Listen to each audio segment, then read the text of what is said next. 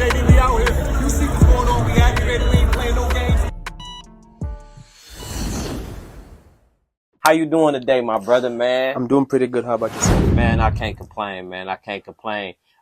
Just to start off, how the vibes being of the day, man? What's been your mindset waking up and just everything you've been doing today? I wake up every day, first thing in the morning, I gotta work out, get my mind straight, try to figure out how the day's gonna run, what do I have to do today that's different from what I did yesterday, how can I continue to grow and improve on myself. Um, Pretty much that's how my day starts, and then I just go from there. Yes, sir. Yes, Yeah. sir. Are you one of those type of artists to where you gotta be in the studio every day? Like, is this something that you just gotta be in here every day? Nah, not really. I have my days. And I do have a home studio. So the times where when I'm feeling it, I just, just go down and just get in the studio. And Yeah. the times, just like every artist, the days is not gonna flow. The days things are gonna flow. Um, I write better when I'm alone Yeah. and in my own personal space. And like I said, it can be at 2 a.m. in the morning, it can be at 5 a.m. in the morning. I can be sleeping. Something just hit me and I got to go get it Which done. is the So, best, man. That's the best, yeah, having that in-home studio yeah, to be able to have that level of control of your art. You know yeah, what I mean? And being able to create in that way, man. So that's yeah. super dope. Before we go forward into the interview, I think it's important for people to understand who you are as a person, a little bit about your roots, Yes.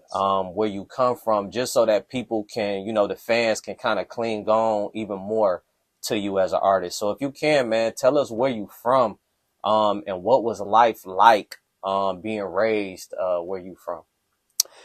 I was born and raised in Cameroon, and that's West Africa. Um, a small town called Bambui. Growing up as a little boy, it was a tough, I would say it was a tougher childhood, and most of the times, even though sometimes I like talking about it, and sometimes it's a little tough because when you think about the things that you went through as a kid, and you look at fast forward to today, and in the environment in which you are right now, and you get to see other kids grow, and it is nothing similar to what you grew up seeing. That was definitely a huge challenge for me growing up, Mm. and I feel like it's one of the things that I appreciate the most because I tend to take that as, the foundation to what I'm actually like, what gives me the drive to be able to wake up every morning and inspired to do more. Um, Growing in Cameroon wasn't the greatest, but still is the best life I can. If I had to do it again, I would do it the same way. And uh, I moved to the U.S. in 2013. That's about 11 years ago. Yeah. And I did most of my education in Cameroon. So Hmm. when I came to the US, I had a bachelor's in business administration when I was in Cameroon. So when I came here, I had to start from scratch, and everything was, um, I had to find different ways to, be able to improve myself, not Yeah. just personally, but not just for myself, but also for my family as well. Yeah. So, No doubt. Man, just in that small segment of answering that question, you said a lot. And I think for people, like, I'm one of those type of people, I kind of like to understand a little bit, you know what I mean, what a yeah, person has been through. Um, because give or take, it could make me or somebody else kind of realize, like, what you whining for? What you yeah, complaining for? What are the excuses for? You know what I mean? yeah, So I'm sure somebody can learn from, some of your experience without going too far in depth. If you can just talk about, like, some of the challenges. Like, I know that you said it was challenges, but, like, can we define some of those things so that a person can actually look themselves in the mirror and see whether they, just complaining about nothing or if they struggle is real? Um, I'll start by saying I started working when I was 10. Yes, I knew how to make money when I was 10 years old. And that entails working in stone mines, sand mines, working in farms, um, manually, cracking concrete with hands, with hammers and things like that. Um, Molding like mud bricks. It's nothing I didn't do as a kid. I learned different ways in which I could make income. Knowing that if I don't do it, it's not gonna come any other way. So it's just a vast um, the things I did as a kid to be able to survive. It wasn't just limited to a certain, like, the days I could just go sell, like help somebody sell for them, follow somebody to the farm just to get a little bit of whatever they can give me. Yeah. Yeah, even to the point where, like, doing laundry to people for people, and fetching water for people and things like that. And It's that, just, and if I may, at 10 years old, you just want to live life. That's yeah, not necessarily something that you no, really want to. you're just trying to get a square meal a day. You're just trying to be able to afford to have a meal a day. I'll just say a meal a day. Yeah. And the days, give or take, you can go from about 7 in the morning, might not eat till maybe 9, 10 o'clock at night, Mm. and things like that. Is you don't have a choice. It just kind of happens. And the gap between the rich and the poor is wide. It's either you're very excessively rich or you're very, very poor. And I happen to, I would say I happen to be fortunate that I was taken out of that. And not just that, I was, to the point where I got a lot of scholarships growing up, like Yeah. going to school, and those kind of helped me a lot because most of my schooling was through scholarships. Yeah. And that kind of like took away some of the things I had to worry about. So you would Yeah. say you would put a great deal of value on education. Yes, education is very important. Um, it's very important. Even if you don't plan on using it for anything else, just being knowledgeable, knowing some things, and being able to stand somewhere and express yourself and defend yourself in certain situations is very important. Yes, sir. It doesn't mean you have to have degrees or have masters or doctorates. Just having some little level of education is very important to every I feel like to every human, because if you can't communicate with, it doesn't matter if you're a business partner, if you can't communicate with your business partner, that itself is a barrier. Absolutely. So Absolutely. I've Do Oh, I'm sorry. Go ahead. so I vouch for education a lot. Yeah. Yeah. Yeah. In terms of like siblings, you feel me? Like how was that? You feel me? Do you have any siblings? Or do you have any family here? Or even without going into the siblings, talk a little bit about your transition from there to here. 11 years ago, as you said. Yeah. So when I was in Cameroon, I was a basketball player. It's unfortunate I had injuries, knee injuries, that to today I still experience pain with that. But my years in college, I had, when I went to the university, my final year, I had two scholarships. One was to come to the US, another one was to go to Finland, Mm, which I chose to come here.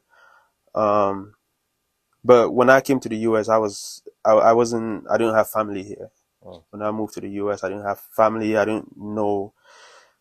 It was at the point I didn't know anybody. I was just like, I just get there and figure it out. I was homeless in New York for some And that's where time. you went, I assume, New York. Yeah, that's where I arrived. And it was in New York, and um, and I had a few cousins in the US at the time, which they um were willing to, have me stay with them, but they changed their mind when I was already here.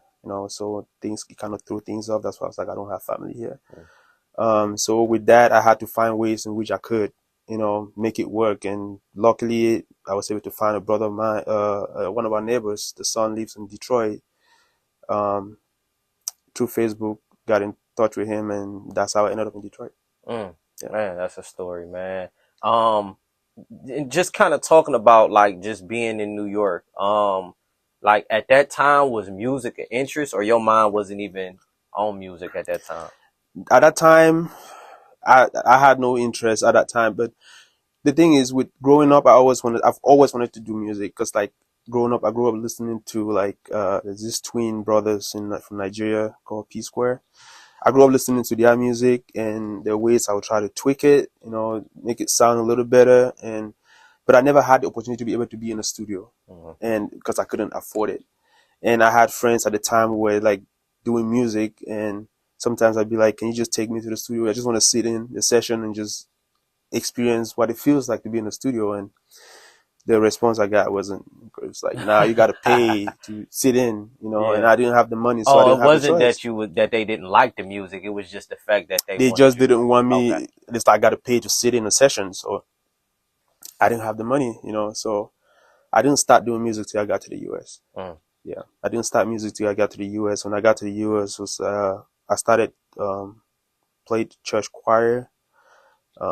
A drummer. I was a drummer, and then I started learning keyboards, and from there, I'm like, I can actually start learning how to write and create music and things like that, and that's where it Man, started from. especially being Yeah, that you got the head start because, I play drums too, you know what I yeah, mean? And so I watch piano players and drummers, like it's so much easier to create when you yeah, already know how to do those things, especially the piano. yeah, You know what I mean? Because you can just play some chords, you know what I mean? And a song will literally just, just flow right from you. yeah. Um, but just to backtrack a little bit in terms of jobs, because I kind of want to highlight the lifestyle difference Yeah. back where you're from and when you came to, the States. What was the biggest difference, good and bad, that you noticed when you came here? So cultural difference. That's the first thing. There was a huge difference in culture. It took me a while to be able to like maintain eye contact. That's a huge thing in American culture. When you're talking to somebody, you have to Mm. maintain eye contact. And growing up, that was a disrespect. When you're Ah, talking to an wow. elderly person and you're looking them in the eye, that's a Wow. challenge, and things like that. So for me, it was harder for me getting a job first, because when somebody's talking to you and you're looking away, it's more so like you're not confident in yourself, Yeah. and things like that. Kind of, I had to learn how to be able to adapt that culture. And things are done a little bit different on this side of the world than it is, different parts.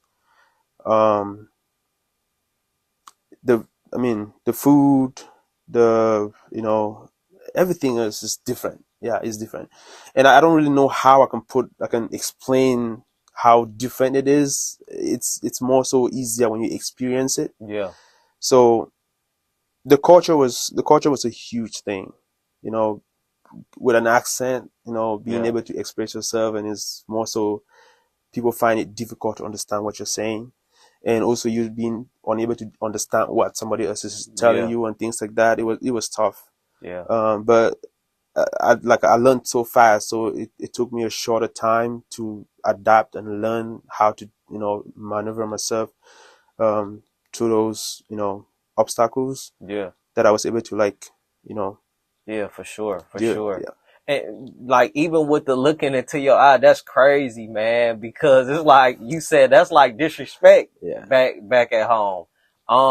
Is it any like reason, or that's just like how you was brought up? Like, don't look your mom in the eye. I know for women, like even, and this is not to say that you are, but like, for instance, in like, Islamic culture, you know what I hmm mean? You're not supposed to look a woman, in her eyes or something like that. But you saying even for men, like you looking at another man in his eyes can be taken as disrespect Yeah. back there. So it's like when like say if an elderly person was talking to you, you can't be staring at them in the eye while they talk to you. That's also like you're challenging, their Yeah, yeah, authority and things like that. And they're like little things that you couldn't do, like you can't walk in a room with elderly people and you have your hat on. Um, or you can't sag your pants or walk past elderly people and things like that. You just grow up learning how to not be, avoid those things so much that you get used to it, Yeah, and you just act that way. most So definitely.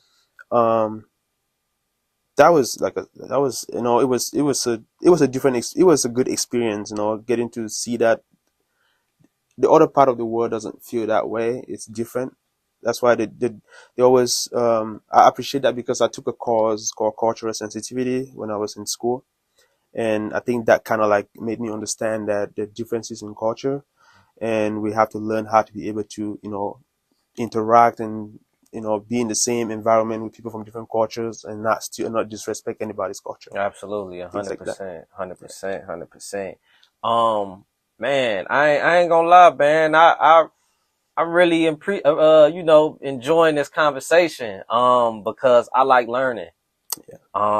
And I see like one of the biggest misconceptions or maybe misunderstandings that Black Americans have is that our brothers, from overseas, it's like a disconnect, right? But Hmm. when I speak to, brothers from over there, bro, they like, nah, bro, like we rock with y'all. Like we got love for y'all too, man. You Like, got to go home to see it. yeah, It's different when somebody's trying to explain it to you, and you don't get it until you actually feel it. There's a huge level of respect that Africans have for African Americans, yeah, and you don't see that until you actually make yourself, like, you actually get there. I had a friend, one of my friends, the first person that I actually got used to when I came to the first African American friend I ever had, um, went on vacation one time and never came back, sold everything and went back.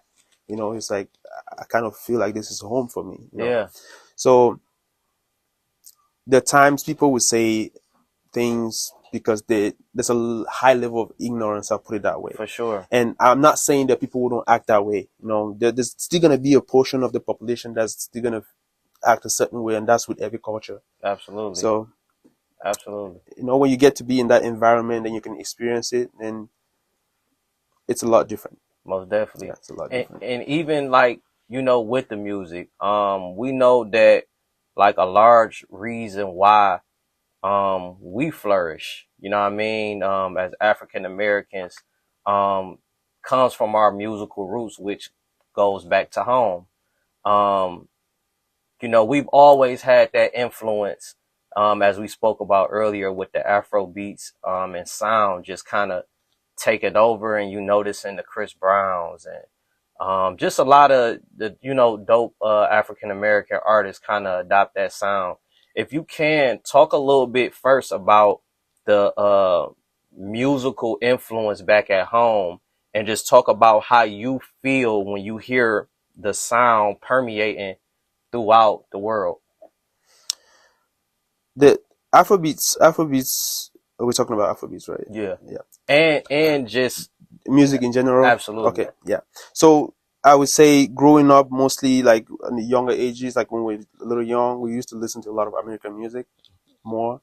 A lot of, like try to mimic how to live that, Yeah, sag your pants yeah, and do all the stuff that they do on videos and things like yeah, that. We try to imitate that stuff. So, but like over the years, like looking at how there's been a huge transition in, how Afrobeat has taken over, not just the world, but African continent in general. Because, like I said, Africans, they were listening to like more so foreign music before, like 80%, 80/20. yeah, But now it's shift to a 80% Afrobeat and 20% foreign music. yeah, And I think that's what actually helped promote the music, because they will say when you're doing something and you enjoy what you're doing, it attracts people. It's like, I like what is, he kind of likes what he's doing, so I want to kind of figure out what, things like that. So when the African people started enjoying their own uh-huh, products, it kind of like attracted the rest of the world to kind of like fit in, and also try to,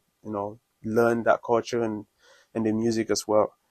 And just being able to show love, and there's another thing, being able to, support your brother, It's like, hey, this is my brother just dropped a track. You push it and things like that. It just made it go bigger and bigger and bigger. For sure. Um, I'm amazed at what where the music industry has gotten in the last decade.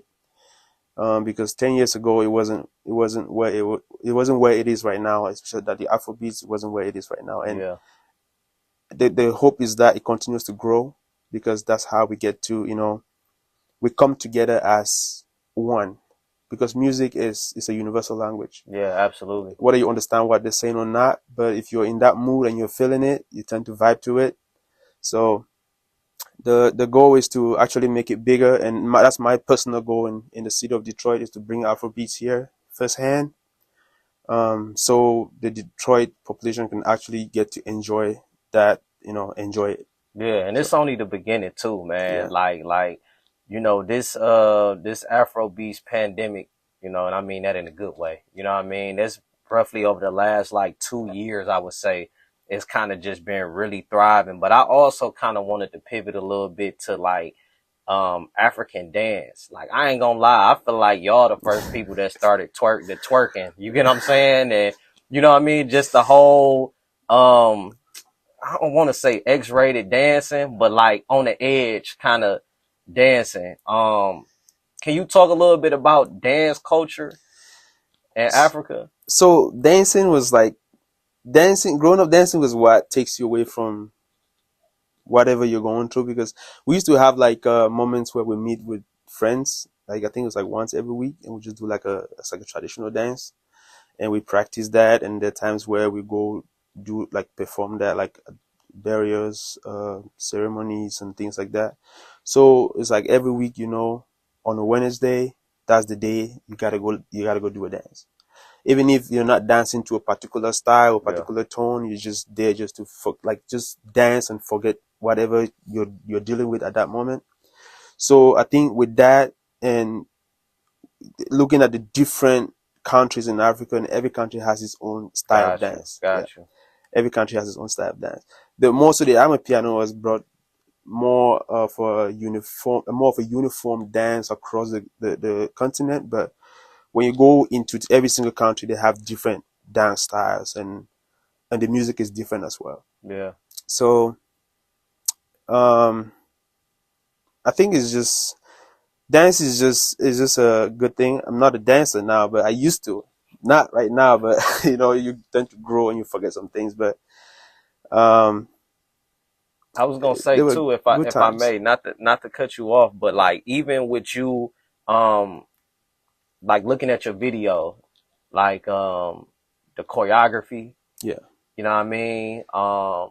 Just the production in general of your videos. Like, are you hands on with the look, or do you trust the people that's putting together your visuals, and the dancers that's being selected, and etc.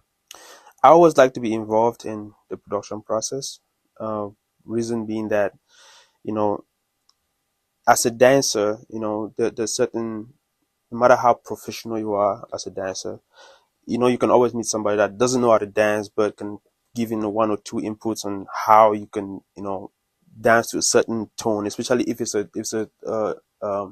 sound that you're not used to dancing to. Yeah, So usually when I have like any of my productions, I always like to be like hand on hand. Always like to be present in the production phase, so I can kind of, instead of doing it like, let's do it this way. What if we try it this way? Let's try this and see if it works and things like that. And that's how we come up with the best production. absolutely, Yeah. absolutely.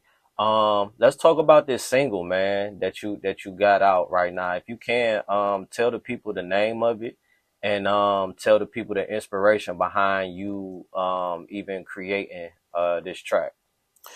So the single I just released is titled "Lonely," and the inspiration behind this song is, the main reason why um, I made this song was because, we all have you always have somebody we have somebody that we've always wanted to be with. It doesn't matter if it's that lady that you admire so much, that you're in a relationship with, or you admire, you aspire to be with, and they're just not giving you the time that you really need or deserve.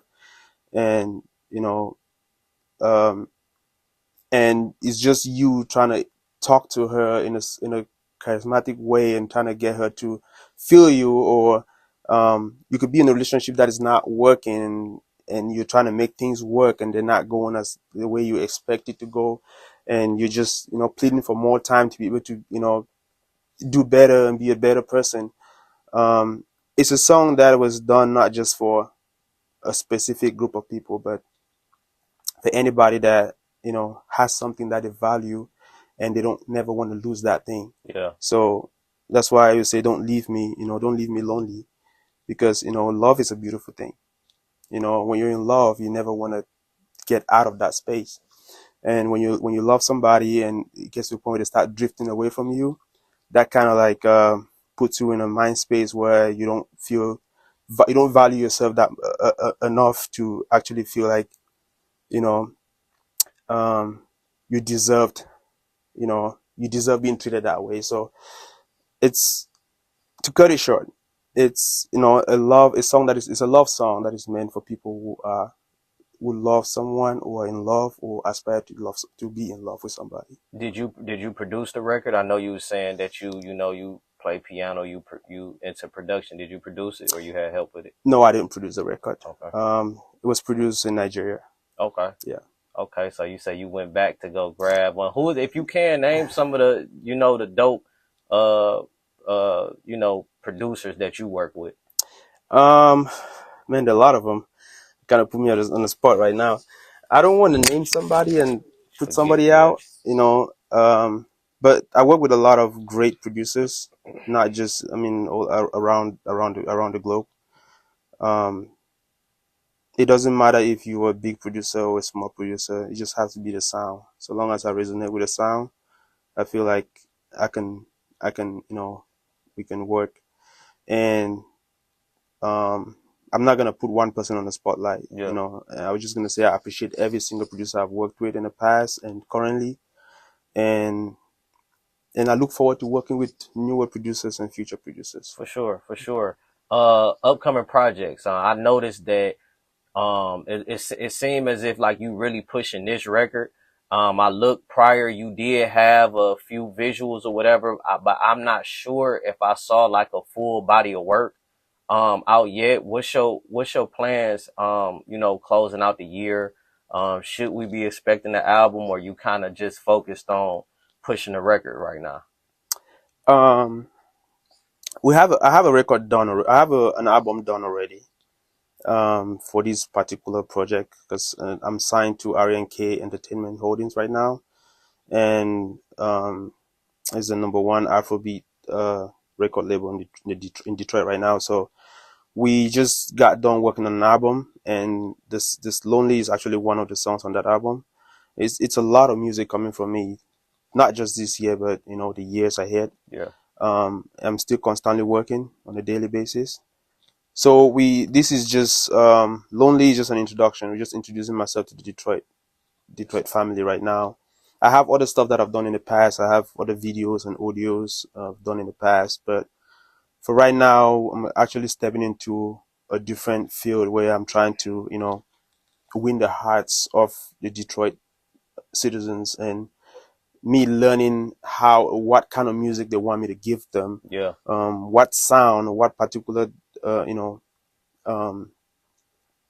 what particular um, tone they like to dance to, and not just, you know, Afrobeat. I'm working on Afrofusion, Afro Mm. house, different sounds of Afrobeat. I'm trying to, you know, bring it all to the Detroit city, and I'm gonna give. I mean, like I said, I have a lot of great music coming, and this is just a little tip of an iceberg. If you can, I just heard you name like a few sectors. I just kind of want to define them if you can. Like, what's the difference between Afro beats, Afro fusion, and the other one that you named? So Afrobeat is more so like I would say it's an umbrella term for different sounds, like different African sounds. Um, Afro house is more so, it's a kind of like a mature sound of music.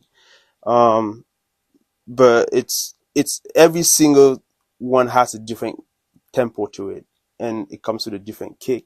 Gotcha. It's a different percussion, like different style of percussions. Gotcha. I don't know exactly how I can explain it because there are different instruments that make up those different sounds. But when you listen to the projects that I have coming now and after, you can tell the difference. Gotcha. You can tell, oh, this is Afropop. You know, like the Lonely is Afropop. That's Afropop sound. You know, and when you listen to every single one that I'm going to be coming out with, you can tell, okay, this is a mixture of different African sounds that makes up the Afrobeat. Got you. Yeah, See, I ain't know that. You just yeah. put me. Yeah. That's important to know. So Before we do close, you talked about Detroit. You know what I mean? I kind of want to get your perspective coming from New York to Detroit. You know what I mean? Like, what's been the vibes of the city? You know what I mean? Like, how the people been treating you? Like, you know, do you like the food? Just the whole ambiance of Detroit. What do you think about it? Detroit is my home now. You know, I've been here 11 years. So um, it's would I want to be somewhere else? No, I want to be in the D because I've traveled to different states. I have friends scattered all over the U.S. and I don't see myself moving away from Detroit because I feel like Detroit has something special, and I can actually want to be a part of that.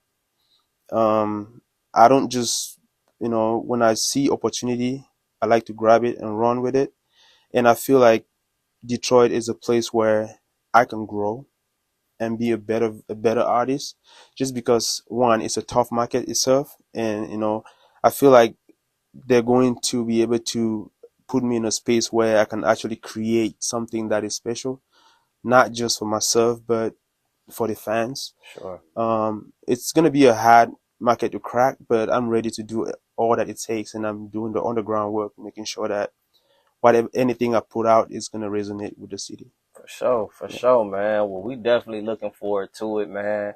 You know, the sky's the limit. You definitely got a supporter in the Forum magazine, you know what I mean? So definitely gonna be looking out for everything that you got coming up. If you got any last things that you want to say to the fans, the supporters, or anybody, let them know. To all my fans, those that know me and those that are gonna know me through this interview, you know, I just want to tell you to stick with me. You know, support, be a fan, give me, criticize everything, whatever you don't like that I do that you don't like. Feel free to tell me. You know, I take those criticisms and I turn them into positive and work and put them into my work as well. So if you have anything that you feel like I can do to improve my craft and my personality, you know, feel free to reach out and let me know. And we're coming hard. Like I said, we have a lot of great projects coming out, and you guys stay tuned. It's gonna be fire. Let's go, Jiggy. That's what it is, man. Y'all heard it here, man. Post of the Culture, Forum magazine. Let's get it.